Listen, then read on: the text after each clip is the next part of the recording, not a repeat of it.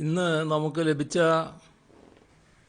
Laboratory report അനുസരിച്ച് 506 പേർക്കാണ് Covid സ്ഥിരീകരിച്ചത്.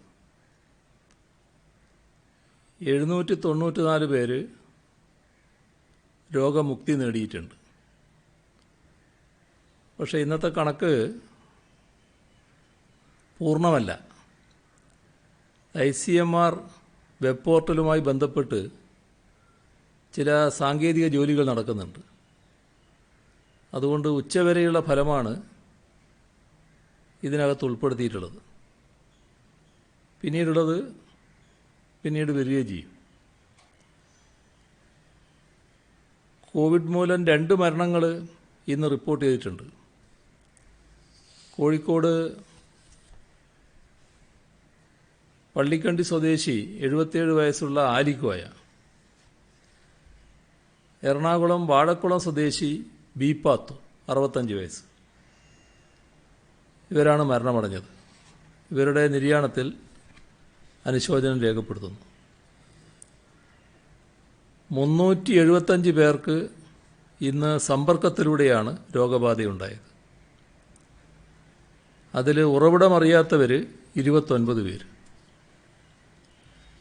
വിദേശത്ത് നിന്ന് 31 പേർ, മറ്റ് സംസ്ഥാനങ്ങളിൽ നിന്ന് 40 പേർ, ഹെൽത്ത് വർക്കർമാർ 37 പേർ. പോസിറ്റീവായവരുടെ ജില്ല തിരിച്ചുള്ള കണക്ക്: തൃശ്ശൂർ 83, തിരുവനന്തപുരം 70, പത്തനംതിട്ട 59, ആലപ്പുഴ 55, കോഴിക്കോട് 42, കണ്ണൂർ 39, എറണാകുളം 34, മലപ്പുറം 32, കോട്ടയം 29, കാസർഗോഡ് 28, കൊല്ലം 22, ഇടുക്കി 6, പാലക്കാട് 4, വയനാട് 3. നെഗറ്റീവായവരുടെ ജില്ല തിരിച്ചുള്ള കണക്ക്: തിരുവനന്തപുരം 220, കൊല്ലം 83, പത്തനംതിട്ട 81, ആലപ്പുഴ 20, കോട്ടയം 49, ഇടുക്കി 31, എറണാകുളം 69, തൃശ്ശൂർ 68, പാലക്കാട് 36, മലപ്പുറം 12, കോഴിക്കോട് 57, വയനാട് 17, കണ്ണൂർ 47, കാസർഗോഡ് 4. കഴിഞ്ഞ 24 മണിക്കൂറിനകം 21,533 സാമ്പിളുകളാണ് പരിശോധിച്ചത്. നാളെ ബലിപെരുന്നാളാണ്, ഈദുൽ അസ്ഹ. ത്യാഗത്തിൻ്റെ, സമർപ്പണത്തിൻ്റെ, മനുഷ്യസ്നേഹത്തിൻ്റെ മഹത്തായ സന്ദേശമാണ് ഈദുൽ അസ്ഹ നമുക്ക് നൽകുന്നത്. ഈ മഹത്തായ മൂല്യങ്ങൾ ജീവിതത്തിൽ പകർത്തുന്നതിന് പ്രതിജ്ഞ പുതുക്കുന്നതാകട്ടെ, അതിനുള്ള അവസരമാകട്ടെ ഈ വർഷത്തെ ഈദ് ആഘോഷം. ലോകമെങ്ങുമുള്ള മലയാളികൾക്ക് ഈദ് ആശംസ നേരുന്നു. കോവിഡ് മഹാമാരി സൃഷ്ടിച്ച പ്രതിസന്ധികൾക്കിടയിലാണ് ഇത്തവണ ജനങ്ങൾ ഈദ് ആഘോഷിക്കുന്നത്. പതിവ് ആഘോഷങ്ങൾക്കുള്ള സാഹചര്യം ഇപ്പോൾ ലോകത്തെവിടെയുമില്ല. വളരെ കുറച്ച് തീർത്ഥാടകരാണ് ഇത്തവണ ഹജ്ജ് കർമ്മം നിർവഹിക്കുന്നത്. ഒഴിച്ചുകൂടാൻ പറ്റാത്ത കർമ്മങ്ങൾ മാത്രമാക്കി ഹജ്ജ് പരിമിതപ്പെടുത്തിയിരിക്കുകയാണ്. ഇവിടെ പള്ളികളിൽ പെരുന്നാൾ നമസ്കാരം അനുവദിച്ചിട്ടുണ്ട്. എന്നാൽ ആളുകളുടെ എണ്ണം പരമാവധി കുറച്ചും മറ്റ് കോവിഡ് മാനദണ്ഡങ്ങൾ പാലിച്ചും നമസ്കാരം നിർവഹിക്കണമെന്ന് നിർദ്ദേശിച്ചിട്ടുണ്ട്. എല്ലാവരും അത് പാലിക്കണമെന്ന് ഒരിക്കൽ കൂടി അഭ്യർത്ഥിക്കുന്നു. ഇന്നത്തെ സാഹചര്യത്തിൻ്റെ ഗുരുതര സ്വഭാവം കണക്കിലെടുത്ത് പള്ളികളിൽ ഇത്തവണയും നമസ്കാരം വേണ്ടെന്ന് വെച്ച കമ്മിറ്റികളുമുണ്ട്. അവരുടെ തീരുമാനത്തെ അഭിനന്ദിക്കുന്നു. കോവിഡിനൊപ്പം നമ്മൾ സഞ്ചരിക്കാൻ തുടങ്ങിയിട്ട് 6 മാസമാവുകയാണ്. സർക്കാർ അതിൻ്റെ എല്ലാ സംവിധാനങ്ങളും ഉപയോഗപ്പെടുത്തിയാണ് അപരിചിതമായ സാഹചര്യത്തെ മുറിച്ച് കടക്കാൻ ശ്രമിക്കുന്നത്. ജനങ്ങൾ ഇക്കാര്യത്തിൽ കാട്ടുന്ന ജാഗ്രതയും പിന്തുണയും കോവിഡ് പ്രതിരോധ പ്രവർത്തനങ്ങൾക്ക് ഊർജ്ജമേകിയിട്ടുണ്ട്. കോവിഡ് പ്രതിരോധത്തിൽ സർക്കാരിന് എന്ത് പങ്കാണുള്ളത് എന്നൊരു ചോദ്യം ഇന്ന് കേട്ടു. കോവിഡ് പ്രതിരോധത്തിൻ്റെ നാൾ വഴികൾ പരിശോധിച്ചാൽ ആ ചോദ്യത്തിനുള്ള ഉത്തരം ഉണ്ടാകും. ജനുവരി 30-നാണ് കേരളത്തിൽ രോഗം സ്ഥിരീകരിച്ചതെങ്കിലും നമ്മുടെ പ്രതിരോധ പ്രവർത്തനങ്ങൾക്ക് അതിലേറെ പഴക്കമുണ്ട്. ജനുവരി 2-ാമത്തെ ആഴ്ച മുതൽ ചൈനയിലൊരു പ്രത്യേകതരം സാർസ് വൈറസ് പടരുന്നുവെന്ന് അറിഞ്ഞപ്പോൾ തന്നെ ആരോഗ്യവകുപ്പ് ഉണർന്ന് പ്രവർത്തിച്ചു തുടങ്ങിയിരുന്നു.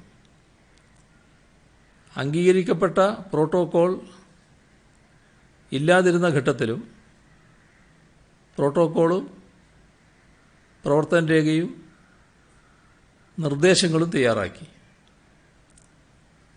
ജനുവരി 30, ഫെബ്രുവരി 2, 4 തീയതികളിലായി ആദ്യഘട്ടത്തിൽ 3 കേസുകളാണ് ഉണ്ടായത്. ആ 3 കേസുകളിൽ ആദ്യഘട്ടം ഒതുങ്ങുകയും ചെയ്തു. ആദ്യം സ്ഥിരീകരിക്കപ്പെട്ട രാജ്യങ്ങളിൽ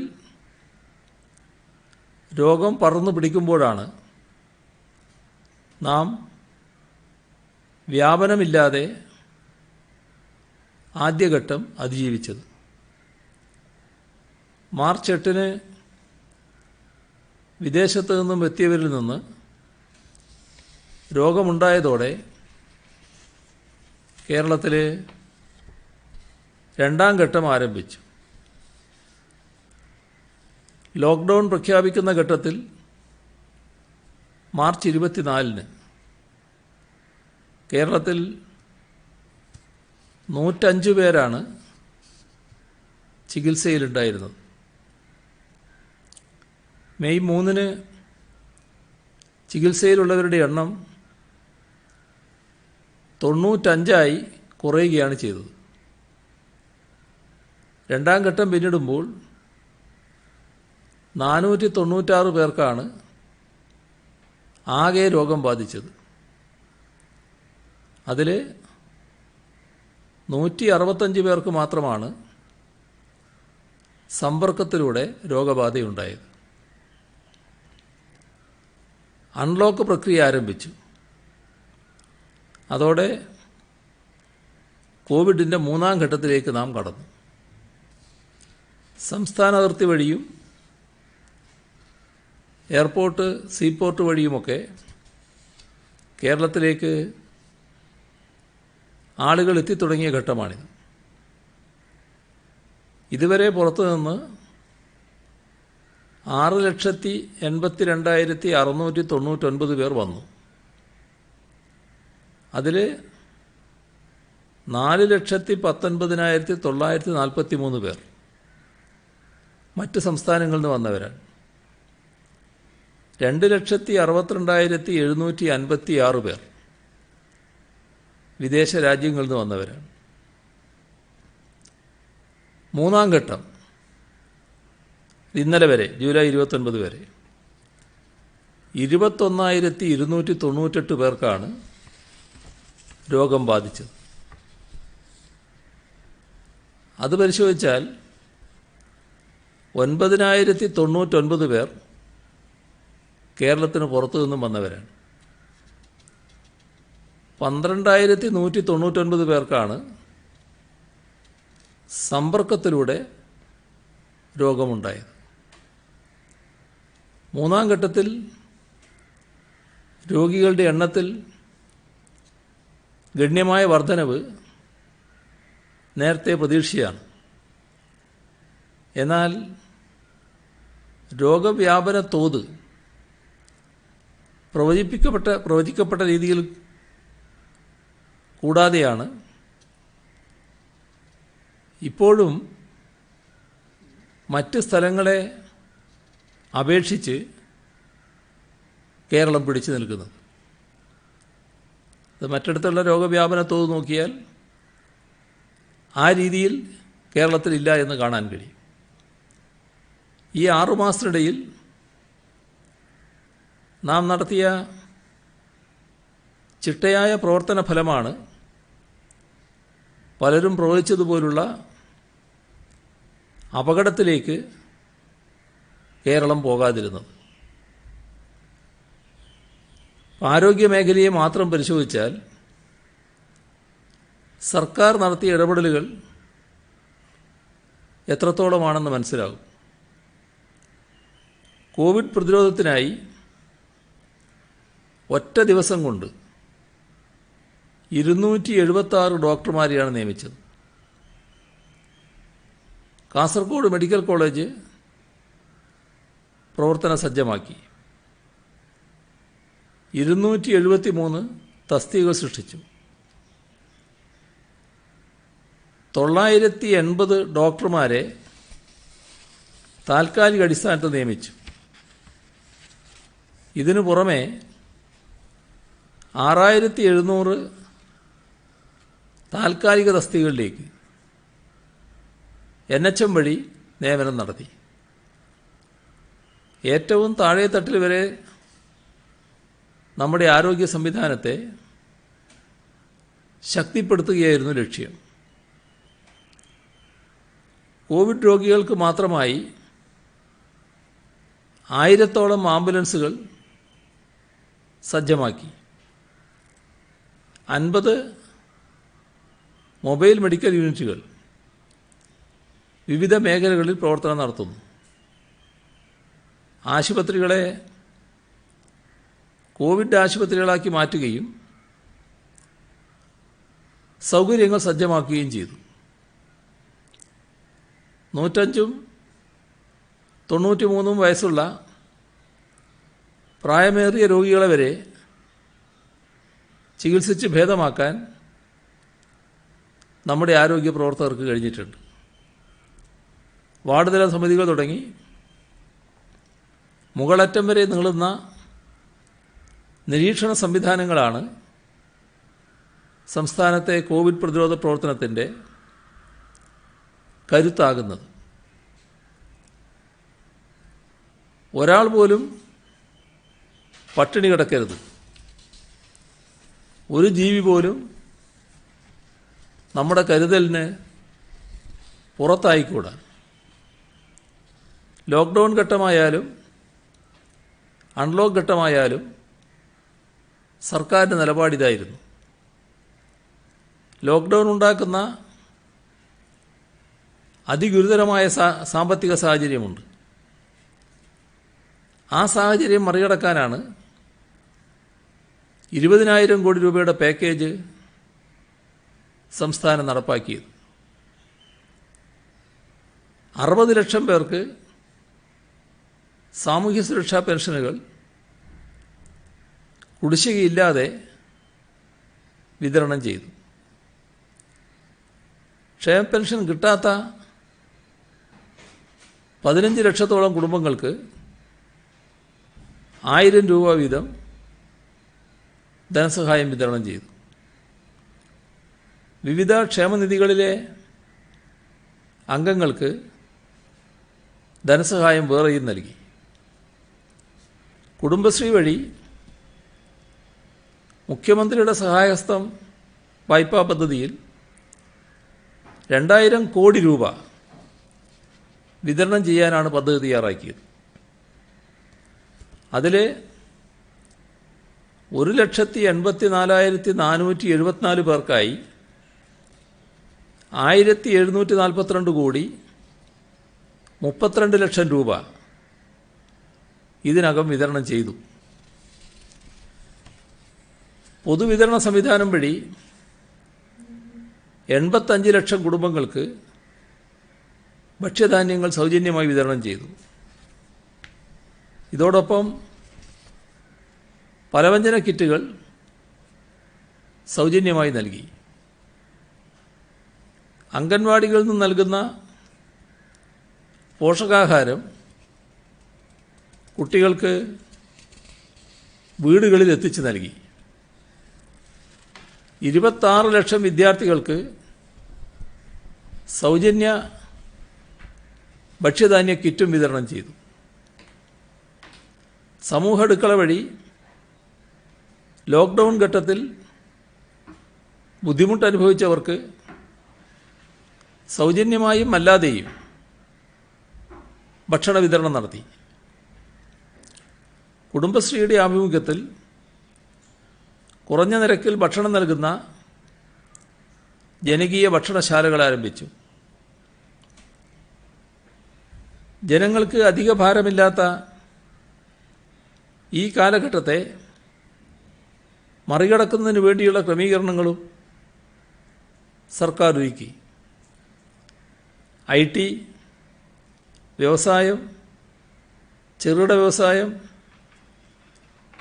സർക്കാർ കെട്ടിടങ്ങളിൽ വാടകയ്ക്കുള്ള വ്യാപാരികൾ, ഇങ്ങനെയുള്ളവർക്കെല്ലാം ആവശ്യമായ ഇളവുകൾ ഈ ഘട്ടങ്ങളിൽ നൽകി. ഇത്തരം ഇടപെടലുകൾ അൺലോക്ക് ഘട്ടത്തിലും തുടരുകയാണ്. കാർഷിക മേഖലയിൽ സുഭിക്ഷ കേരളം പദ്ധതി ആരംഭിച്ചത് തൊഴിൽ മേഖലയിലും ഉൽപ്പാദന മേഖലയിലുമുള്ള മാന്ദ്യത മറികടക്കുക എന്ന ലക്ഷ്യത്തോടെയാണ്. കാർഷിക മേഖലയിൽ വലിയ ഉണർവ് സുഭിക്ഷ കേരളം പദ്ധതി സാധ്യമാക്കിയിട്ടുണ്ട്. 2 മാസത്തെ ക്ഷേമ പെൻഷനും സാമൂഹ്യ സുരക്ഷാ പെൻഷനും ഇപ്പോൾ വിതരണം ചെയ്തുകൊണ്ടിരിക്കുകയാണ്. ഓണത്തിന് മുന്നോടിയായി സൗജന്യ ഭക്ഷണ കിറ്റ് നൽകുന്ന പ്രവർത്തനങ്ങളും ആരംഭിച്ചിട്ടുണ്ട്. ഇങ്ങനെയെല്ലാം സാധ്യമായ എല്ലാ ഇടപെടലുകളും നടത്തിയ 6 മാസങ്ങളാണ് നാം പിന്നിടുന്നത്. കോവിഡിനോടൊപ്പം തന്നെ ഇനിയും നാം സഞ്ചരിക്കേണ്ടി വരുമെന്നാണ് വിദഗ്ധർ നൽകുന്ന മുന്നറിയിപ്പ്. അതിന് സജ്ജമാകുക എന്നതാണ് പ്രധാനം. തിരുവനന്തപുരത്ത് COVID-19 പ്രതിരോധത്തിനായി ശക്തമായ നടപടികളാണ് ഒരുക്കിയിരിക്കുന്നത്. 23 CFLTCകളിൽ 2500 കിടക്കകൾ ഒരുക്കിയിട്ടുണ്ട്. 1612 പേർ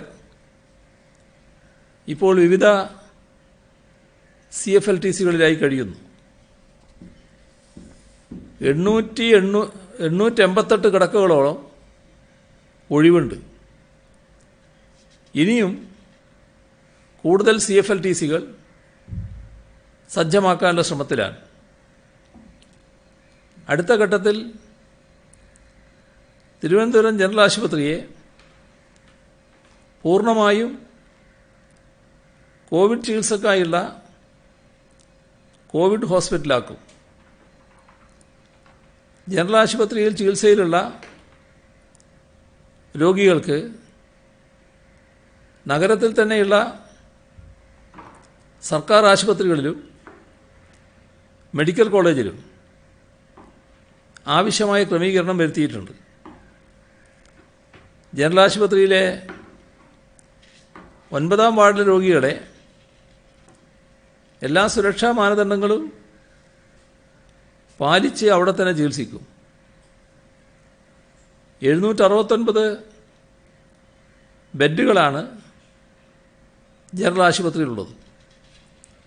25 ICU കിടക്കുകളുമുണ്ട്. തിരുവനന്തപുരം ജില്ലയിലെ കണ്ടെയ്ൻമെൻറ് സോണുകളിൽ അവശ്യ സാധനങ്ങൾ വിൽക്കുന്ന കടകൾക്ക് രാവിലെ 7 മണി മുതൽ വൈകിട്ട് 4 വരെ പ്രവർത്തനാനുമതി നൽകിയിട്ടുണ്ട്. പുല്ലുവിള, പുതുക്കുറിച്ചി, അഞ്ചുതെങ്ങ്, പൊഴിയൂർ ഈ ലാർജ് ക്ലസ്റ്ററുകളുടെ സമീപ മേഖലകളിലേക്ക് രോഗം പടരുന്നുണ്ട്. കൊല്ലം ജില്ലയിൽ കണ്ടെയ്ൻമെൻറ് സോണുകളിൽ ഇളവ് അനുവദിച്ചയിടങ്ങളിൽ കോവിഡ് മാനദണ്ഡങ്ങൾ പാലിച്ച് കശുവണ്ടി ഫാക്ടറികൾ തുറക്കാൻ തീരുമാനമായി. എണ്ണത്തിൽ കുറഞ്ഞ ജീവനക്കാരെ മാത്രമേ നിയോഗിക്കാവൂ. പത്തനംതിട്ട ജില്ലയിൽ പത്തനംതിട്ട പോലീസ് AR ക്യാമ്പ് കേന്ദ്രീകരിച്ച് പുതിയൊരു ക്ലോസ്ഡ് കമ്മ്യൂണിറ്റി ക്ലസ്റ്റർ രൂപപ്പെട്ടു. ക്യാമ്പിലെ 41 പേരെ പരിശോധിച്ചപ്പോൾ 5 പോലീസുകാർക്കും ക്യാമ്പ് സന്ദർശിച്ച 2 പോലീസുകാർക്കും കോവിഡ് സ്ഥിരീകരിച്ചു.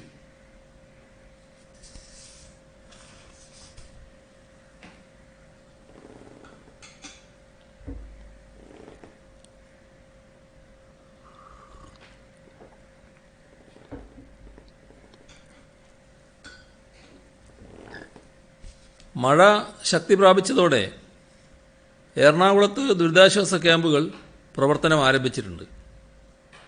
കോവിഡ് മാനദണ്ഡങ്ങൾ പാലിച്ചാണ് പ്രവർത്തനം.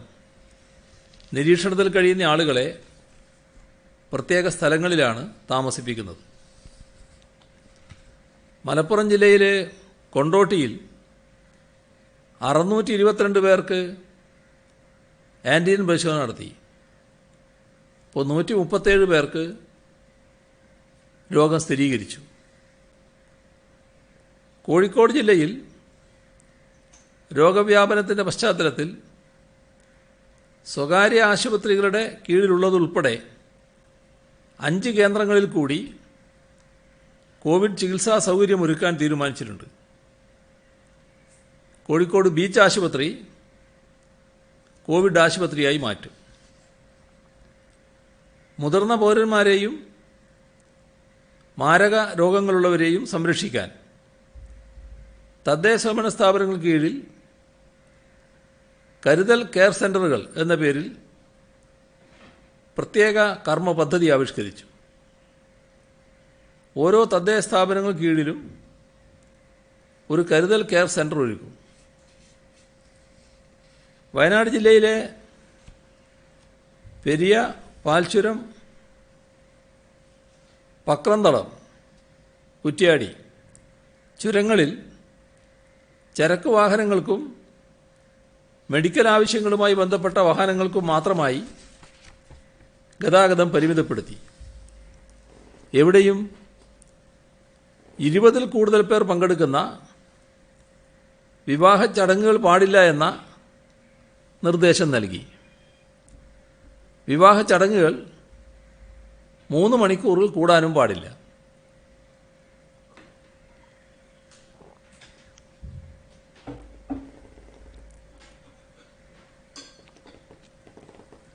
ചെറിയ രോഗലക്ഷണങ്ങളുള്ളവരെ ഹോം കെയർ ഐസൊലേഷനിലാക്കാമെന്ന് ICMR ജൂലൈ 2-ന് ഗൈഡ് ലൈൻ പുറത്തിറക്കിയിരുന്നു.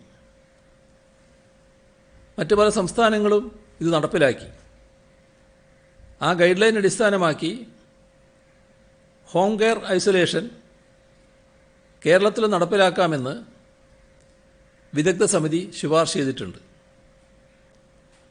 കോവിഡ് ബാധിച്ച ബഹുഭൂരിപക്ഷം ആളുകൾക്കും രോഗലക്ഷണങ്ങളില്ല. ഇവർക്ക് വലിയ ചികിത്സ ആവശ്യമില്ല. മറ്റുള്ളവരിലേക്ക് രോഗം പകർത്താതിരിക്കാനാണ് CFLTCകളിൽ ഇവരെ കടത്തുന്നത്. വീട്ടിൽ കഴിഞ്ഞെന്ന് കരുതി പ്രത്യേക പ്രശ്നമൊന്നും ഉണ്ടാവില്ല. ഒരു കാരണവശാലും മുറി വിട്ട് പുറത്തിറങ്ങരുത്. ഐസൊലേഷൻ വ്യവസ്ഥകൾ പൂർണ്ണമായും പാലിക്കാനാവണം. രോഗലക്ഷണമില്ലാത്തവർക്കാണ് ഹോം കെയർ ഐസൊലേഷൻ അനുവദിക്കുക. ടെലിഫോണിക് മോണിറ്ററിങ്, സ്വയം നിരീക്ഷിച്ച് രോഗലക്ഷണങ്ങൾ റിപ്പോർട്ട് ചെയ്യൽ, ഫിംഗർ പൾസ് ഓക്സിമെട്രി, ഇവയാണ് ഹോം ഐസൊലേഷനിൽ പ്രധാനം. ത്രിതല മോണിറ്ററിംഗ് സംവിധാനമാണ് ഏർപ്പെടുത്തിയിരിക്കുന്നത്. JPHN, ആശാ വർക്കർ, വളണ്ടിയർ എന്നിവരാരെങ്കിലും നിശ്ചിത ദിവസങ്ങളിൽ അവരെ സന്ദർശിച്ച് വിലയിരുത്തും. വിദഗ്ധ ഡോക്ടർമാരുടെ മേൽനോട്ടവും ഉണ്ടാകും. ആരോഗ്യനിലയിൽ എന്തെങ്കിലും ബുദ്ധിമുട്ടുകൾ ഉണ്ടാകുന്നെങ്കിൽ ആശുപത്രിയിൽ എത്തിക്കും. CFLTCയിൽ ചികിത്സയിലുള്ള പലരും പറയുന്നത്, ഞങ്ങൾ വീട്ടിൽ പോയിക്കോളാം, എന്തെങ്കിലും രോഗലക്ഷണങ്ങളുണ്ടെങ്കിൽ അറിയിച്ചാൽ പോരെ എന്നാണ്. ഇപ്പോൾ ഉദ്ദേശിക്കുന്നത് പരീക്ഷണാടിസ്ഥാനത്തിൽ ആരോഗ്യ പ്രവർത്തകർക്കാണ് ഹോം കെയർ ഐസൊലേഷൻ നടപ്പിലാക്കുക. ആരോഗ്യ പ്രവർത്തകരുടെ അവബോധം ഗുണം ചെയ്യുമെന്നതിലാണ് ആദ്യം അവരെ തിരഞ്ഞെടുക്കുന്നത്. എന്നാൽ ആരെയും നിർബന്ധിച്ച് ഹോം ഐസൊലേഷനിൽ വിടില്ല. താൽപ്പര്യമുള്ള ആരോഗ്യ പ്രവർത്തകർ സത്യവാങ്മൂലം നൽകണം. കോവിഡ് പ്രതിരോധത്തിനായി പരീക്ഷിച്ച് വിജയിച്ചതാണ് ഹോം ക്വാറന്റൈൻ. രോഗം മറ്റുള്ളവരിലേക്ക് പകരാതിരിക്കാൻ വീട്ടിൽ ടോയ്ലറ്റ് സൗകര്യമുള്ള ഒരു മുറിയിൽ ഒറ്റയ്ക്ക് കഴിയുന്ന രീതിയാണ് ഹോം ക്വാറന്റൈൻ. ഇതിന് കഴിയാത്തവർക്ക് സർക്കാർ കേന്ദ്രങ്ങളിൽ ക്വാറന്റൈൻ സംവിധാനം ഒരുക്കിയിട്ടുണ്ട്. ബഹുഭൂരിപക്ഷത്തിനും പുറത്തിറങ്ങിയാൽ വീട്ടിലെ മറ്റുള്ളവർക്ക് രോഗം പകരുമെന്ന അവബോധമുണ്ട്. പ്രിയപ്പെട്ടവരെ രോഗത്തിലേക്ക് തള്ളിവിടാൻ ആരും തയ്യാറല്ലല്ലോ. വളരെ കുറച്ച് പേരാണ് ക്വാറന്റൈൻ നിർദ്ദേശങ്ങൾ ലംഘിച്ചിട്ടുള്ളത്. അവർക്കെതിരെ നിയമ നടപടികൾ സ്വീകരിക്കുന്നുമുണ്ട്. ഹോം ക്വാറന്റൈൻ നടപ്പിലാക്കിയപ്പോഴും പ്രതിപക്ഷം സർക്കാരിനെ വിമർശിച്ചിരുന്നു. മിറ്റിഗേഷൻ മെത്തേഡ് നടപ്പിലാക്കണമെന്നാണ് ആ കാലത്ത് പ്രതിപക്ഷ നേതാവ് പറഞ്ഞത്. അവസാനം കേരളം നടപ്പിലാക്കിയ ഹോം ക്വാറന്റൈൻ ലോകം തന്നെ അംഗീകരിക്കുന്ന കാഴ്ചയാണ് നാം കണ്ടത്. മറ്റ് സംസ്ഥാനങ്ങളും ഹോം ക്വാറന്റൈനിൽ കേരളത്തെ മാതൃകയാക്കുന്നുണ്ട്. ഇതിനിടയിൽ സ്വയം ചികിത്സിക്കുന്ന അവസ്ഥയിലേക്ക് രോഗികളെ തള്ളിവിടുന്നു എന്ന പരിഹാസം എങ്ങനെ വിശേഷിപ്പിക്കപ്പെടേണ്ടതാണ് എന്ന് ജനങ്ങൾ തീരുമാനിക്കട്ടെ. ഒരു കാര്യം കൂടി, സംസ്ഥാനത്ത് 29 കോവിഡ് ആശുപത്രികളിലായി 8715 ബെഡുകളും 25 മറ്റ് സർക്കാർ ആശുപത്രികളിലായി 984 ബെഡുകളും 103 CFLTCകളിലായി 14,894 ബെഡുകളും 19 സ്വകാര്യ ആശുപത്രികളിലായി 943 ബെഡുകളും ഉൾപ്പെടെ മൊത്തം 176 സ്ഥാപനങ്ങളിലായി 25,536 ബെഡുകൾ സജ്ജമാക്കിയിട്ടുണ്ട്. അതുകൊണ്ട് രോഗികളുടെ എണ്ണം വർദ്ധിച്ചാൽ ചികിത്സാ സൗകര്യം ഉണ്ടാകില്ല എന്ന ആശങ്കയ്ക്ക് ഒരടിസ്ഥാനവുമില്ല. കോവിഡ് പ്രതിരോധ പ്രവർത്തനങ്ങൾക്കായി വിജിലൻസ് ഉൾപ്പെടെയുള്ള പോലീസിൻ്റെ എല്ലാ സ്പെഷ്യൽ യൂണിറ്റുകളിലെയും ഉദ്യോഗസ്ഥരെ നിയോഗിക്കും. ക്രമസമാധാന ചുമതലയുള്ള ഉദ്യോഗസ്ഥരെ കൂടാതെ SP, DIG, IG, ADGP തലത്തിലുള്ള ഉദ്യോഗസ്ഥന്മാർ നേരിട്ടോ അല്ലാതെയോ പ്രതിരോധ പ്രവർത്തനങ്ങളിൽ പങ്കാളികളാകും. ലോക്ക്ഡൗൺ നിയന്ത്രണങ്ങൾ തീരുന്നതുവരെ ജാഥകളും യോഗങ്ങളും സംഘടിപ്പിക്കുന്നതിനുള്ള നിയന്ത്രണങ്ങൾ തുടരും. സംസ്ഥാനത്തിനകത്ത് KSRTC ദീർഘദൂര യാത്രാ സർവീസുകൾ പുനരാരംഭിക്കാൻ തീരുമാനിച്ചിട്ടുണ്ട്. കോവിഡ് മാനദണ്ഡങ്ങൾ പാലിച്ചായിരിക്കും ഈ സർവീസ്. മാസ്ക് ധരിക്കാത്ത 5,821 സംഭവങ്ങൾ സംസ്ഥാനത്ത് ഇന്ന് റിപ്പോർട്ട് ചെയ്തിട്ടുണ്ട്. ക്വാറന്റൈൻ ലംഘിച്ച 6 പേർക്കെതിരെ ഇന്ന് കേസ് രജിസ്റ്റർ ചെയ്തു. 2 ദിവസമായി വ്യാപകമായ മഴയാണ് ലഭിക്കുന്നത്. കാലവർഷം ശക്തിപ്പെട്ടിരിക്കുന്നു. മഴ പെയ്യുന്ന സ്ഥിതിയുണ്ടായതോടെ താഴ്ന്ന പ്രദേശങ്ങളിൽ വെള്ളക്കെട്ട് രൂപപ്പെടുന്ന അവസ്ഥയുണ്ടായി. കോട്ടയം, വൈക്കം, കുമരകം, ചേർത്തല, എറണാകുളം സൗത്ത്, കണ്ണൂർ, വെള്ളാനിക്കര, കൊച്ചി, കക്കയം ഇത്രയും മേഖലകളിൽ 24 മണിക്കൂറിൽ 150 മില്ലിമീറ്ററിലധികം മഴയാണ് രേഖപ്പെടുത്തിയത്. ഇതാണ് വെള്ളക്കെട്ട് സൃഷ്ടിച്ചത്. ചിലയിടങ്ങളിൽ മണ്ണിടിച്ചിലും ഉണ്ടായി. പക്ഷേ ആളുകളെ മാറ്റി താമസിപ്പിച്ചുകൊണ്ട് അപകടങ്ങൾ കുറക്കാൻ സാധിച്ചു. ഇന്നും നാളെയും കൂടി കാലാവസ്ഥാ വകുപ്പ് ചില ജില്ലകളിൽ ഓറഞ്ച്, യെല്ലോ അലേർട്ടുകൾ പ്രഖ്യാപിച്ചിട്ടുണ്ട്. ആഗസ്റ്റ് 4 ബംഗാൾ ഉൾക്കടലിൽ ഒരു ന്യൂനമർദ്ദം രൂപപ്പെടാനുള്ള നേരിയ സാധ്യതയുണ്ടെന്ന് കേന്ദ്ര കാലാവസ്ഥാ വകുപ്പ് സംസ്ഥാന ദുരന്ത നിവാരണ അതോറിറ്റിയെ അറിയിച്ചിട്ടുണ്ട്. മുൻവർഷങ്ങളിൽ ഇത്തരത്തിൽ ബംഗാൾ ഉൾക്കടലിൽ ന്യൂനമർദ്ദങ്ങൾ രൂപം കണ്ടപ്പോഴാണ് കേരളത്തിൽ അതിതീവ്ര മഴ ഉണ്ടായിരുന്നത്. അതിതീവ്ര മഴ സാധ്യത നിലവിൽ പ്രവചിക്കപ്പെട്ടിട്ടില്ല.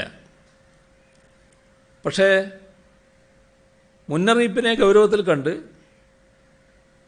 തയ്യാറെടുപ്പ് നടപടികൾ സ്വീകരിച്ചു വരികയാണ്. ക്യാമ്പുകൾക്ക് കെട്ടിടങ്ങൾ സജ്ജമാക്കിയിട്ടുണ്ട്.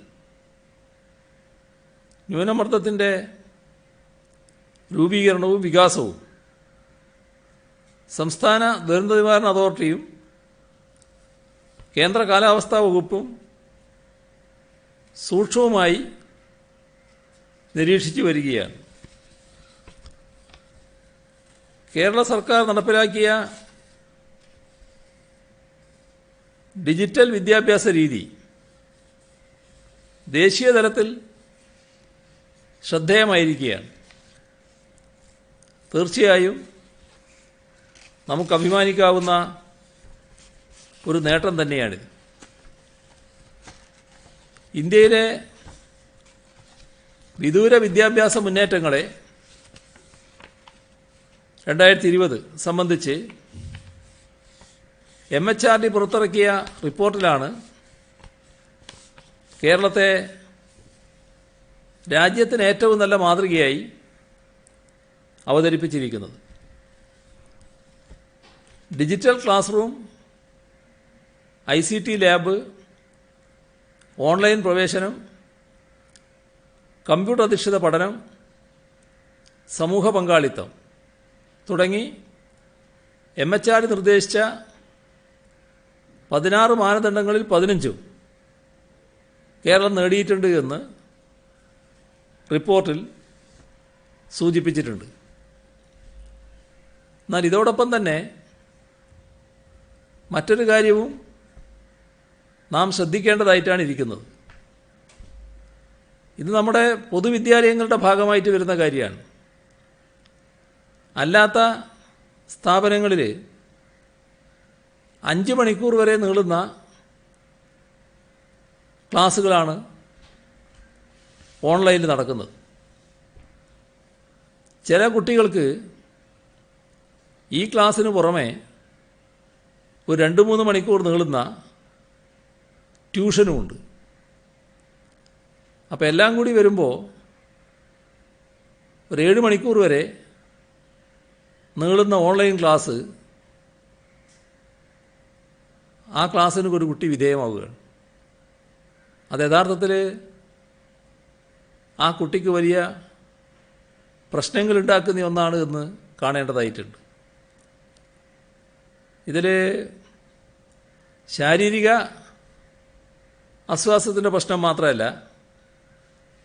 മറ്റു തരത്തിലും കുട്ടികൾക്ക് മാനസിക സമ്മർദ്ദം, ഉത്കണ്ഠ, ശ്രദ്ധക്കുറവ്, ഉറക്കക്കുറവ്, വികൃതി, ദേഷ്യം, സ്വഭാവ പ്രശ്നങ്ങൾ, ആത്മവിശ്വാസക്കുറവ്, ഇത്തരം തരത്തിലുള്ള പ്രശ്നങ്ങൾ ഈ ചെറിയ കുട്ടികളിൽ ഉണ്ടാക്കുമെന്ന് പറയുന്നുണ്ട്. അപ്പോൾ ഇതിൽ വേണ്ടത് നമ്മുടെ പൊതുവിദ്യാലയങ്ങൾ ചെയ്യുന്നത് പോലെ ഒരു നിശ്ചിത സമയം മാത്രം ക്ലാസ് നൽകുക. അതോടൊപ്പം എല്ലാ ഓൺലൈൻ ക്ലാസ്സുകളും ലൈവായി നടത്താൻ ശ്രദ്ധിക്കണം. പരസ്പര ആശയവിനിമയത്തിന് അവസരമുണ്ടാകണം. ഒരു സെഷൻ്റെ സമയം ഒരു അരമണിക്കൂറിൻ്റെ അപ്പുറവും ഇപ്പുറവും നിൽക്കുന്ന മട്ടിലാവണം. ഓരോ സെഷന് ശേഷവും ആവശ്യമായ വിശ്രമ സമയം കൊടുക്കണം. ഒരു ക്ലാസ് കഴിഞ്ഞ് തൊട്ട് അടുത്ത് തന്നെ മറ്റൊരു ക്ലാസ് തുടങ്ങിയാൽ കുട്ടി ഇതിങ്ങനെ അത് തന്നെ ശ്രദ്ധിച്ചിരിക്കണമല്ലോ. കുട്ടിപ്രായമല്ലേ, അത് നമ്മൾ കണക്കിലെടുക്കേണ്ടതാണ്. അപ്പോൾ ഒരു ദിവസത്തെ പരമാവധി ഓൺലൈൻ ക്ലാസ്സിൻ്റെ സമയം നിജപ്പെടുത്തണം. അത് ഈ 5 മണിക്കൂർ വരെ നീളുന്ന തരത്തിലേക്ക് ഓൺലൈൻ ക്ലാസ് ഭാരമായി മാറും. അതോടൊപ്പം ഓൺലൈൻ ക്ലാസ് ഒരേ തുടർച്ചയായി നടത്താതെ രാവിലെയും ഉച്ചയ്ക്ക് ശേഷവും എന്ന തരത്തിൽ ഇടവേള ഇട്ടുകൊണ്ട്, ക്ലാസ്സുകൾ തമ്മിലുള്ള ഇടവേള ഇട്ടുകൊണ്ട് നടത്തുന്ന കാര്യം ശ്രദ്ധിക്കേണ്ടതായിട്ടുണ്ട്. അതിനോടൊപ്പം ഗൃഹപാഠം, അസൈൻമെൻറ്റ് ഇതൊക്കെ കുറച്ച് മാത്രം നൽകുന്ന നില സ്വീകരിക്കേണ്ടതായിട്ടുണ്ട്. ഇപ്പോൾ കോവിഡ് മഹാമാരി നീണ്ടു നിൽക്കുന്ന സാഹചര്യമാണ്. അപ്പം അത്തരമൊരു സാഹചര്യത്തിൽ ഈ ഓൺലൈൻ പഠന രീതി എങ്ങനെ വേണം എന്നത് സംബന്ധിച്ച് കൃത്യമായ തീരുമാനങ്ങൾ ഉണ്ടാവണം. അതിനുവേണ്ടി പ്രത്യേക രീതിയിലുള്ള പാഠ്യപദ്ധതി ആവിഷ്കരിക്കണം. ഇപ്പം നമ്മുടെ പൊതുവിദ്യാഭ്യാസ മേഖലയിൽ സ്തുത്യർഹമായ രീതിയിൽ കാര്യങ്ങൾ നടന്നു പോകുന്നുണ്ട്. എന്നാൽ അതല്ലാത്ത നില കേരളത്തിലെ ഒരു വിഭാഗം വിദ്യാർത്ഥികൾക്ക് നേരിടേണ്ടി വരുന്നുണ്ട്. അത് പരിഹരിക്കേണ്ടതാണ്. അതിനാവശ്യമായ നടപടികൾ ഈ ബന്ധപ്പെട്ട സ്കൂളുകൾ സ്വീകരിക്കേണ്ടതായിട്ടുണ്ട്. മറ്റൊരു പ്രശ്നം, നമ്മുടെ കേരളത്തിൽ ട്രോളിംഗ് നിരോധനം അവസാനിക്കുകയാണ്. അപ്പോൾ അതുമായി ബന്ധപ്പെട്ട് മത്സ്യബന്ധനം എങ്ങനെ, കോവിഡിൻ്റെ പശ്ചാത്തലത്തിൽ ആഗസ്റ്റ് 5 മുതൽ കോവിഡ് പ്രോട്ടോക്കോൾ പാലിച്ചുകൊണ്ട് നിയന്ത്രിത മത്സ്യബന്ധനം അനുവദിക്കും. എല്ലാ ബോട്ടുകളും രജിസ്ട്രേഷൻ നമ്പറിൻ്റെ അടിസ്ഥാനത്തിൽ ഒന്നിടവിട്ട ദിവസങ്ങളിൽ മത്സ്യബന്ധനത്തിൽ ഏർപ്പെടാവുന്നതാണ്. അത് കണ്ടെയ്ൻമെൻറ്റ് സോണിലും മത്സ്യബന്ധനം നടത്താം. പക്ഷേ ലഭ്യമാകുന്ന മത്സ്യം അതാത് സോണിൽ വിറ്റു തീർക്കണം. കണ്ടെയ്ൻമെൻറ്റ് സോണിൽ നിന്ന് മത്സ്യവില്പനക്കായി പുറത്തേക്ക് പോകാൻ പാടില്ല. അധികമുള്ള മത്സ്യം സഹകരണ സംഘങ്ങൾ മുഖേന മാർക്കറ്റിലെത്തിക്കും. മത്സ്യബന്ധനത്തിന് പുറപ്പെടുന്ന സ്ഥലത്ത് തന്നെ നിർബന്ധമായും തിരിച്ചെത്തണം. അവർ വേറൊരു കടവിൽ എടുക്കാൻ പാടില്ല എന്നർത്ഥം. മത്സ്യലേലം പൂർണ്ണമായും ഒഴിവാക്കണം. ഹാർബറുകളിൽ ഹാർബർ മാനേജ്മെൻറ്റ് സൊസൈറ്റികളും ലാൻഡിംഗ് സെൻ്ററുകളിൽ മത്സ്യത്തൊഴിലാളി പ്രതിനിധികളെയും ബന്ധപ്പെട്ട ഉദ്യോഗസ്ഥരെയും ഉൾപ്പെടുത്തി പ്രാദേശികമായി രൂപീകരിക്കുന്ന ജനകീയ കമ്മിറ്റികളുമായിരിക്കും മത്സ്യത്തിൻ്റെ വില നിശ്ചയിക്കുന്നതും മത്സ്യബന്ധന പ്രവർത്തനങ്ങളും വിപണനവും നിയന്ത്രിക്കുന്നതും.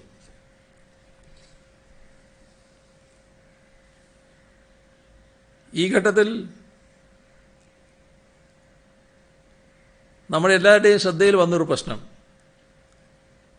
എത്ര വലിയ പ്രശ്നങ്ങൾക്ക് നടുവിലും തളരാതെ മുന്നോട്ട് പോകാൻ ഒരു സമൂഹത്തിൻ്റെ ഇന്ധനമായി മാറേണ്ടത് ശുഭാപ്തി വിശ്വാസമാണ്. പ്രതീക്ഷകൾ ഉയർത്തിപ്പിടിക്കുകയും നിശ്ചയദാർഢ്യത്തോടെ വെല്ലുവിളികളെ മറികടക്കുകയും ചെയ്യേണ്ട ഈ ഘട്ടത്തിൽ നമ്മളെല്ലാവരും പരസ്പരം പ്രചോദിപ്പിച്ചേ തീരൂ. ആ ഉത്തരവാദിത്വം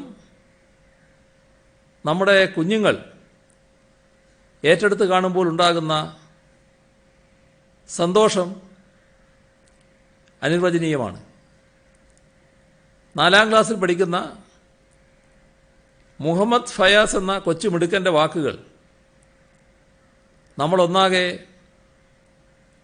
സ്വീകരിച്ച് ഹൃദയത്തോട് ചേർത്തതും മറ്റൊന്നുകൊണ്ടുമല്ല.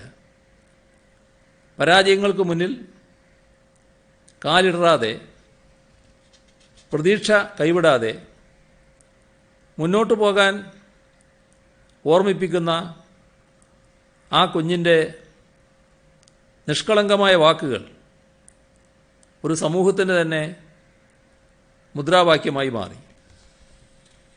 ഫയാസ് തൻ്റെ ചിന്തകളെ വാക്കുകളിൽ ഒതുക്കാതെ പ്രവൃത്തികളിലൂടെ മാതൃക തീർക്കുകൂടി ചെയ്തിരിക്കുന്നു. തനിക്ക് ലഭിച്ച സമ്മാനത്തുകയിൽ നിന്നൊരു വിഹിതം മുഖ്യമന്ത്രിയുടെ ദുരിതാശ്വാസ നിധിയിലേക്ക് നൽകിയിരിക്കുന്നു. ഇന്ന് മലപ്പുറം കലക്ടർ അത് ഏറ്റുവാങ്ങിയിട്ടുമുണ്ട്. ബാക്കി തുക ഒരു നിർധന കുടുംബത്തിലെ പെൺകുട്ടിയുടെ വിവാഹത്തിനായി നീക്കിവെക്കുകയും ചെയ്തു. ഏവരും പിന്തുടരേണ്ട ഉദാത്തമായ സാമൂഹിക ബോധമാണ് ഒരു കൊച്ചുകുട്ടി നമുക്ക് പകർന്നു തന്നത്. ആ പ്രതീക്ഷയും ദയാവായ്പുമാണ് നമ്മെ നയിക്കേണ്ടത്. ഫയാസിനെയും കുഞ്ഞിന് പിന്തുണ നൽകിയ രക്ഷിതാക്കളെയും ഹൃദയപൂർവ്വം അഭിനന്ദിക്കുന്നു. ഇന്ന് കാസർഗോഡ് ജില്ലയിലെ Elambachi government higher secondary school PTA-യും പൂർവ്വ വിദ്യാർത്ഥികളും ചേർന്ന് 31 കുട്ടികൾക്ക് TV വിതരണം ചെയ്തിട്ടുണ്ട്. Kulasekharapuram government higher secondary school national service scheme unit covid treatment സെൻ്ററുകൾക്ക് ജീവൻ രക്ഷാ മരുന്നുകൾ സൂക്ഷിക്കുന്നതിനായി 5 റെഫ്രിജറേറ്ററുകൾ കൈമാറിയിട്ടുണ്ട്. ദുരിതാശ്വാസ കാര്യത്തിൽ കിടങ്ങൂർ സർവീസ് സഹകരണ ബാങ്ക് 14,93,919 രൂപ, Mahila association Mattannur area committee രുചിക്കൂട്ട് ചാലഞ്ചിലൂടെ സ്വരൂപിച്ച 1,20,000 രൂപ, ചെറുവത്തൂർ തുരുത്തിയിലെ CPIM കാവുഞ്ചിറ ഓർക്കുളം ബ്രാഞ്ചുകളും AKG ക്ലബ്ബും ചേർന്ന് 61,400 രൂപ, ആലത്തൂരിലെ അത്തിപ്പറ്റ വായനശാലയുടെ നേതൃത്വത്തിൽ പാലടപ്രഥമൻ ചാലഞ്ചിലൂടെ ശേഖരിച്ച 55,555 രൂപ,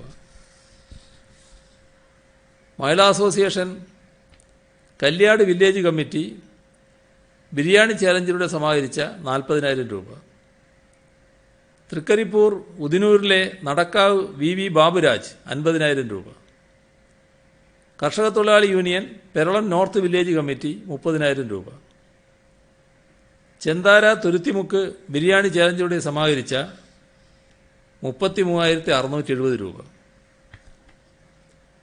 നീലേശ്വരം പള്ളിക്കരയിലെ KSRTCയിൽ നിന്ന് വിരമിച്ച K. ലക്ഷ്മണൻ പെൻഷൻ തുക 25,800 രൂപ, വെസ്റ്റളേരി വരക്കാട് സ്ട്രൈക്കേഴ്സ് ക്ലബ്ബ് 25,450 രൂപ, കയ്യൂർ ആലന്തട്ട പുതിയടത്തറ ദേവസ്ഥാനം 25,000 രൂപ, പിരിക്കോട് ചന്തേര ചെമ്പിലോട്ട് ക്ഷേത്രം മാണിയ ടൂർ കമ്മിറ്റി 25,000 രൂപ, കരിവള്ളൂർ കുണിയൻ സൂര്യോദയ ആർട്സ് ആൻഡ് സ്പോർട്സ് ക്ലബ്ബ് 15,000 രൂപ. ഇത്രയുമാണ് ഇന്ന് കൈമാറാനുള്ള വിവരങ്ങൾ.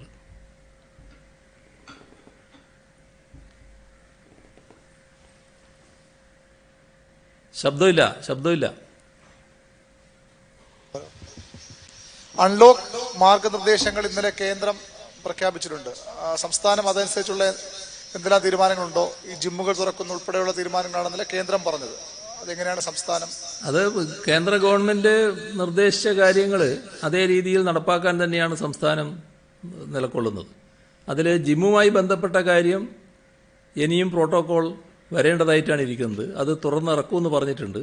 അതിൻ്റെ ഭാഗമായി ആ കാര്യവും നടപ്പാക്കും.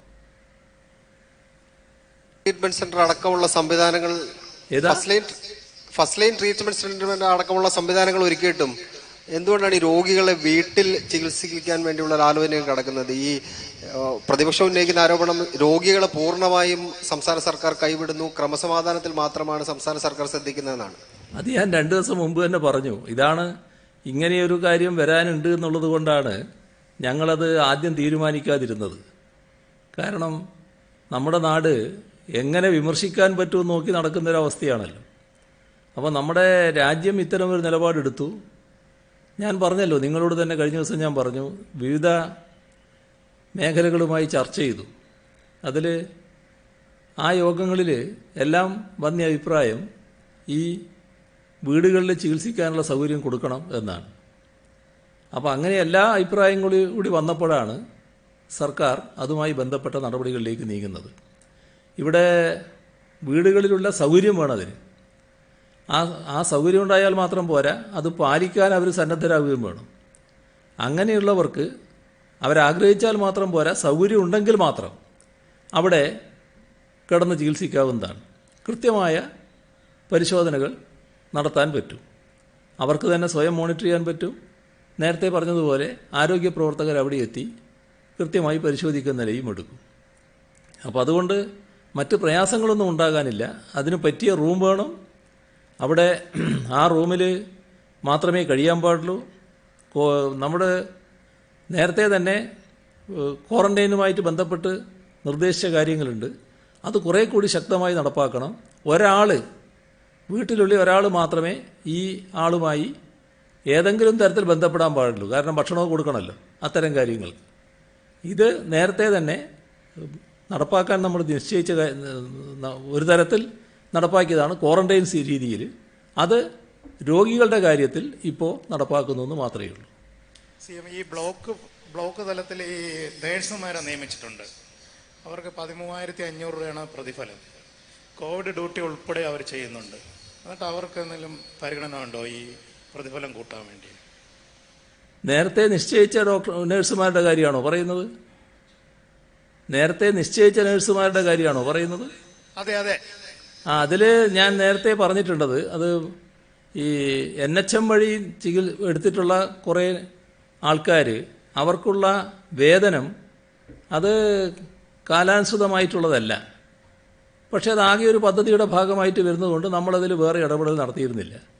എന്നാൽ ഇപ്പോൾ നാം ചെയ്യുന്നത് ഈ ഒരു മഹാമാരിയെ നേരിടുന്ന ഘട്ടത്തിൽ പുതിയ ആളുകളെ നമുക്ക് എടുക്കേണ്ടതായിട്ടുണ്ട്. ആ പുതിയ ആളുകളെ എടുക്കുമ്പോൾ അവർക്ക് കുറേ കൂടി മാന്യമായ നിരക്കിലുള്ള വേതനം കൊടുക്കണം. ആ വേതനം ഇപ്പോൾ നിശ്ചയിച്ചിട്ടുണ്ട്.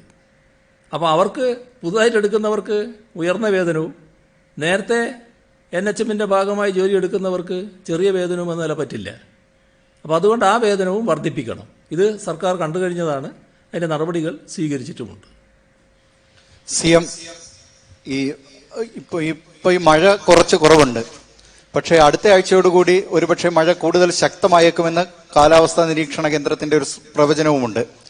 അങ്ങനെയെങ്കിൽ ഈ മഴയും കോവിഡിന്റെ പ്രതിരോധ പ്രവർത്തനങ്ങളും കൂടി അതിനെ വല്ലാതെ ബാധിക്കുമെന്നുള്ള ഒരു ആശങ്കയുണ്ടോ?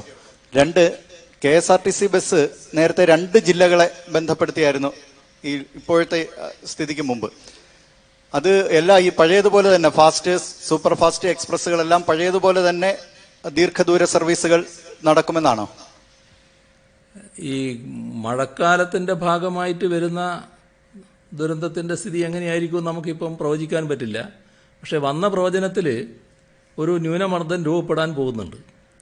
ആ രൂപപ്പെടുന്നത് നമ്മളെ ബാധിക്കുമോ എന്നുള്ളത് ഉറപ്പായിട്ട് പറയാറായിട്ടില്ല.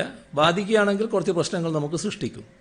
അതിന് പറ്റുന്ന രീതിയിലുള്ള തയ്യാറെടുപ്പുകൾ സർക്കാർ ആരംഭിച്ചു കഴിഞ്ഞിട്ടുണ്ട്. നമ്മുടെ ദുരന്ത നിവാരണ മേഖലയും അക്കാര്യത്തിൽ ശ്രദ്ധിച്ചുകൊണ്ടിരിക്കുന്നുണ്ട്. പക്ഷേ നിങ്ങൾ ചൂണ്ടിക്കാണിച്ചതുപോലെ ഈ കോവിഡിൻ്റെ ഘട്ടത്തിൽ അത് നമുക്കുണ്ടാക്കുന്ന പ്രശ്നങ്ങൾ ചെറുതായിരിക്കില്ല. കാരണം നേരത്തെ നമുക്ക് ഒരു പ്രയാസവും ഇല്ലാതെ ആളുകളെ കൂട്ടമായി താമസിപ്പിക്കാം. ഇപ്പം അങ്ങനെ കൂട്ടമായി താമസിപ്പിക്കാൻ പറ്റില്ല. ഒഴിഞ്ഞു പോകേണ്ട അവസ്ഥ വരുമ്പോൾ നേരത്തെ താമസിപ്പിച്ചതുപോലെ കൂട്ടമായി താമസിപ്പിക്കാൻ പറ്റില്ല. അപ്പോൾ കോവിഡിൻ്റെ പശ്ചാത്തലത്തിൽ വേണ്ട സുരക്ഷാ ക്രമീകരണങ്ങളോടെ മാത്രമേ താമസിപ്പിക്കാൻ പറ്റൂ. അത് ആ തരത്തിലുള്ള ഒരുക്കങ്ങൾ തന്നെയാണ് നടത്തിക്കൊണ്ടിരിക്കുന്നത്. ഇപ്പം ചെയ്തിട്ടുള്ളതും ഇപ്പം ചിലരുടെ കാര്യത്തിൽ അങ്ങനെ മാറ്റി പാർപ്പിക്കേണ്ടി വന്നിട്ടുണ്ട്. അവരുടെ കാര്യത്തിൽ ഇതേ നില തന്നെയാണ് സ്വീകരിച്ചിട്ടുള്ളത്. KSRTCയുടെ കാര്യത്തിൽ പുതിയ തീരുമാനമൊന്നുമില്ല. അതുപോലെ ഈ അസിംപ്റ്റമാറ്റിക് രോഗികളുടെ ഒരു കാര്യം പറഞ്ഞപ്പോൾ തിരുവനന്തപുരം ജില്ലയിൽ അങ്ങനെ അത് നടപ്പിലാക്കാൻ തീരുമാനിച്ചിട്ടുണ്ടോ? അതോ ആരോഗ്യ പ്രവർത്തകർക്ക് മാത്രമാണോ അത് തീരുമാനിച്ചത്? അല്ല, ഇപ്പം ചെയ്യുന്നത് വീടുകളിൽ വീടുകളിൽ കിടക്കുന്നതല്ലേ പറയുന്നത്. അത് പറഞ്ഞത് ഇപ്പം ആരോഗ്യ പ്രവർത്തകരിലാണ് തുടങ്ങുന്നത്. അത് നോക്കിയിട്ട് ബാക്കി കാര്യങ്ങൾ പിന്നീട് തീരുമാനിക്കാമെന്നാണ്. CM പ്രഖ്യാപിച്ചതാണ് ഈ കോവിഡ് ബ്രിഗേഡ് എന്ന് പറഞ്ഞാൽ. അതെന്തായി അതിന്റെ ഒരു അവസ്ഥ? ഓർഡറായി കോവിഡ് ബ്രിഗേഡ് ഒരു പേരാണല്ലോ. അത് നിലവിലുണ്ട്. ഈ പറയുന്ന നമ്മുടെ CFLTCകളുമായി ബന്ധപ്പെട്ട് നിശ്ചയിക്കപ്പെടുന്നയാള് ഡോക്ടർ മുതൽ വളണ്ടർമാർ വരെ ഉൾക്കൊള്ളുന്ന ഒരു ബ്രിഗേഡാണത്. ആ ബ്രിഗേഡിന് അതിനകത്തുള്ള ആളുകളെയാണ് ഈ കോവിഡ് ബ്രിഗേഡ് എന്ന് പറയുന്നത്. അതിനാവശ്യമായ പരിശീലനം കൊടുക്കുന്നുണ്ട്. പുതുതായിട്ട് CFLTCകൾ വരുന്നുണ്ട്. അതിൻ്റെ ഭാഗമായി വരുന്നവരും പരിശീലനത്തിന് വിധേയരാകുന്നുണ്ട്. അപ്പോൾ അതെല്ലാം കൂടിയുള്ളതാണ് ബ്രിഗേഡ്. ഒരു പേര് എന്നത് മാത്രമേ അതിനെ കാണേണ്ടതുള്ളൂ. സെമി കണ്ടെയ്ൻമെന്റ് സോണുകളിൽ പത്രവിതരണത്തിന് പോലീസ് തിരുവനന്തപുരത്ത് ഒരു തടസ്സം പറയുന്നുണ്ട്. അത് സർക്കാരിന്റെ അറിവോടെയാണോ? നേരത്തെ തന്നെ CM പറഞ്ഞിരുന്നു കോവിഡ് പ്രോട്ടോകോൾ അനുസരിച്ച് പത്രവിതരണത്തിന് തടസ്സമില്ലെന്ന്. അതിൽ ഏതെങ്കിലും കാര്യങ്ങൾ മനസ്സിലാക്കാതെ ഇടപെടുന്നുണ്ടെങ്കിൽ നമുക്കത് തിരുത്താൻ പറയാം. പത്രവിതരണം സാധാരണഗതിയിൽ നടക്കട്ടെ എന്ന് തന്നെയാണ് കാണുന്നത്. പത്രവിതരണക്കാർ ശ്രദ്ധിക്കേണ്ടതായിട്ടുണ്ട്. അവരാവശ്യമായ ഇതിൻ്റെ കരുതലുകൾ എടുക്കണം. അത് സ്വീകരിച്ചുകൊണ്ട് പത്രം വിതരണം ചെയ്യുന്ന നില തന്നെ എടുക്കാവുന്നതാണ്. ഈ പ്രവാസ ലോകത്ത് നിന്നും വന്നിട്ട് തിരിച്ചു പോകുന്ന അവർക്ക് കോവിഡ് പരിശോധന സർട്ടിഫിക്കറ്റ് വേണം. ഇപ്പോൾ പരിശോധന നടക്കുന്ന സെന്ററുകളിൽ അവിടെ തന്നെയാണ് ഇവർക്കും പരിശോധിക്കേണ്ടി വരുന്നത്. അതുകൊണ്ട് റിസൾട്ട് കിട്ടാൻ താമസിക്കുന്നു. അവരുടെ മടക്കം വല്ലാത്ത ബുദ്ധിമുട്ടിലേക്കാവുന്നു. അതുകൊണ്ട് ഇത്തരക്കാർക്ക് പ്രത്യേക സൗകര്യം ഒരുക്കാൻ തീരുമാനമെടുക്കുമോ? ഈ പ്രശ്നം ഉയർന്നു വന്ന ഘട്ടത്തിൽ തന്നെ അവർക്ക് മുൻഗണന കൊടുത്ത് പരിശോധിക്കുന്നതിനുള്ള സംവിധാനം ഉണ്ടാക്കാൻ വേണ്ടി നടപടികൾ എടുത്തിട്ടുണ്ടായിരുന്നു. ഇപ്പോൾ കാലതാമസം വരുന്നുണ്ടെങ്കിൽ അത് പ്രത്യേകമായി ശ്രദ്ധിക്കാം, അതിന് പരിഹാരവും ഉണ്ടാക്കാം. കാലതാമസം വരാൻ പാടില്ല എന്ന് ഗവൺമെന്റിന് നിർബന്ധമുണ്ടായിരുന്നു അക്കാര്യത്തിൽ. സ്വകാര്യ ആശുപത്രികളിൽ കോവിഡ് ചികിത്സയ്ക്ക് നമ്മൾ അനുമതി നൽകി. പക്ഷെ അവിടെ ഈ ഇൻഷുറൻസ് ചികിത്സ അനുവദിക്കുന്നില്ല, ക്യാഷ്ലെസ് ഇൻഷുറൻസ് ചികിത്സ അവർ അനുവദിക്കുന്നില്ല. ഇത് സർക്കാരിന്റെ ശ്രദ്ധയിൽപ്പെട്ടിട്ടുണ്ടോ? ഏതെങ്കിലും തരത്തിലുള്ള നിർദ്ദേശം കൊടുക്കുമോ? അല്ല, ഇക്കാര്യത്തിൽ ഇൻഷുറൻസുമായി ബന്ധപ്പെട്ട കാര്യങ്ങൾ അത് അനുവദിക്കണമെന്നുള്ളത് തന്നെയാണ് സർക്കാരിൻ്റെ നിലപാട്. ആ കാര്യം നേരത്തെ തന്നെ ചർച്ച ചെയ്തിട്ടുണ്ട്. അതുമായി ബന്ധപ്പെട്ട് നടപടികൾ പൂർണ്ണമായി എന്ന് തോന്നുന്നില്ല. ആ നടപടികൾ പൂർണ്ണമാക്കാനുള്ള കാര്യങ്ങൾ നീക്കിക്കൊണ്ടിരിക്കുകയാണ്. ഏതായാലും അവർക്കും ഇൻഷുറൻസ് ലഭ്യമാകണമെന്ന് തന്നെയാണ് കാണുന്നത്. 2 തരം ഇൻഷുറൻസ് ഉണ്ട്. അത് ഏത് തരം വേണമെന്നുള്ളത് അവർ കൂടി തീരുമാനിക്കേണ്ടതാണ്. ഏതായാലും അതുമായി ബന്ധപ്പെട്ട നടപടികൾ ഗവൺമെന്റ് ഗൗരവപൂർവ്വം തുടരുന്നുണ്ട്. CM മറ്റൊരു കാര്യം ചോദിച്ചോട്ടെ. 25 മണിക്കൂർ അങ്ങയുടെ പ്രിൻസിപ്പൽ സെക്രട്ടറി ആയിരുന്ന ശിവശങ്കറിനെ NIA ചോദ്യം ചെയ്ത് തിരികെ വീട്ടിലേക്ക് വിട്ടു. പ്രതിപക്ഷം ഉന്നയിച്ചത് രാഷ്ട്രീയ പുകമറ മാത്രമാണ് എന്നൊരു വിലയിരുത്തൽ സംസ്ഥാന സർക്കാരിന് ഇപ്പോൾ ഉണ്ടോ? ഞാനത് ആദ്യമേ പറഞ്ഞതല്ലേ, അത് NIA കാര്യം അവരന്വേഷിക്കുന്നു. ആ അന്വേഷണത്തിന്റെ ഭാഗമായി നിലപാടുകൾ എടുക്കട്ടെ. നമുക്കത് മറ്റൊരു തരത്തിൽ വിലയിരുത്തേണ്ട കാര്യമില്ല. അതങ്ങനെ നടക്കട്ടെ. അങ്ങൂടെ ഉൾപ്പെട്ട ഒരു കമ്മിറ്റി കേരളത്തിന്റെ സ്ഥലമേറ്റെടുപ്പിന്റെ കാര്യങ്ങൾ തീരുമാനിച്ചിരുന്നു. അതിലെന്തെങ്കിലും പ്രതിസന്ധി ഉണ്ടോ? അത് മുന്നോട്ട് പോയിട്ടുണ്ടോ? ഏത് സ്പീഡ് അതൊക്കെ അതിന്റെ കാര്യങ്ങളിൽ വേറെ തടസ്സങ്ങളൊന്നുമില്ല. അത് കാര്യങ്ങൾ മുറ പോലെ നടക്കും. ഈ PV അൻവറിന്റെ ഒരു പരാതി ലഭിച്ചിട്ടുണ്ടോ? അദ്ദേഹത്തെ വധിക്കാൻ ശ്രമിക്കുന്നു, ഗൂഢാലോചന നടന്നു എന്ന് പറഞ്ഞ് അത്തരം എന്തെങ്കിലും പരാതികൾ ലഭിച്ചിട്ടുണ്ടോ? അത് ഒരു വാർത്തകളെല്ലാം വന്നിട്ടുണ്ടല്ലോ അതുമായി ബന്ധപ്പെട്ട്. അതിന്റെ പരാതിയും ഉണ്ട്. അതുമായി ബന്ധപ്പെട്ട് മറ്റ് കാര്യങ്ങൾ പരിശോധിച്ചുകൊണ്ടിരിക്കുന്നുണ്ട്. പോലീസ് അതിൽ ഇടപെട്ടിട്ടുണ്ട് എന്നാണ് ഞാൻ മനസ്സിലാക്കുന്നത്. മറ്റു കൂടുതൽ വിശദാംശങ്ങൾ ഇപ്പോൾ എൻ്റെ അടുത്തില്ല. CM, ഈ P. കൃഷ്ണപിള്ള സ്മാരകം തകർത്ത കേസിൽ പ്രതികളെ ഇന്ന് കോടതി വെറുതെ വിട്ടു. അതിലെന്തെങ്കിലും പുനരന്വേഷണം സർക്കാർ തയ്യാറാകുമോ? അതിൽ പ്രതികൾ അല്ല പിടിക്കപ്പെട്ടത് അന്ന് തന്നെ CPM-ഉം അന്ന് അങ്ങുൾപ്പെടെയുള്ള നേതൃത്വമൊക്കെ പറഞ്ഞതാണ്. അന്വേഷണം തെറ്റായ പ്രതികളെയാണ് പിടിച്ചെന്ന രീതിയിൽ. അതിലെന്തെങ്കിലും അന്വേഷണം വീണ്ടും സർക്കാർ? അത് വിധിയുടെ കാര്യങ്ങൾ പരിശോധിച്ചതിന് ശേഷം പറയാം, അതായിരിക്കും നല്ലത്. CM ഇപ്പോൾ ഇവിടെ ചോദിച്ചിരുന്നത് സെമി ഹൈസ്പീഡ് റെയിലുമായിട്ട് ബന്ധപ്പെട്ട് അതിന്റെ ഈ സ്ഥലമേറ്റെടുപ്പുമായിട്ടുള്ള ബന്ധത്തിൽ അത് റവന്യൂ വകുപ്പ് ആ ഫയല് ഗതാഗത വകുപ്പിന് തിരിച്ചു കൊടുത്തു എന്നാണ് പറയുന്നത്. കാരണം സ്ഥലമേറ്റെടുക്കലിന്റെ ഉത്തരവാദിത്വം റവന്യൂ വകുപ്പിനാണ്, അത് കൺസൾട്ടൻസിയെ ഏൽപ്പിക്കാൻ കഴിയില്ല എന്ന് പറഞ്ഞിട്ട്. സ്ഥലമേറ്റെടുക്കൽ സാധാരണ റവന്യൂ വകുപ്പ് തന്നെയാണ്. അതിനകത്ത് മറ്റു പ്രശ്നങ്ങളൊന്നും ഉയർന്നു വരാനില്ല. അതൊക്കെ നമ്മൾ വാർത്ത കേൾക്കുമ്പോൾ എന്തോ ഭയങ്കര കാര്യമാണെന്ന് തോന്നുന്നത് മാത്രമേ ഉള്ളൂ. സാധാരണഗതിയിൽ നമ്മളെ എല്ലാ സ്ഥലവും എടുക്കുന്നത് റവന്യൂ വകുപ്പ് തന്നെയാണ്. അത് റവന്യൂ വകുപ്പ് തന്നെ തുറന്നും ആ നടപടികൾ സ്വീകരിക്കും. അതിനകത്തൊന്നും വേറെ പ്രശ്നങ്ങളേ ഇല്ല. ബാക്കി നമുക്ക് പിന്നീടാകാം. ഒരു ചോദ്യം പിന്നീടാകാം.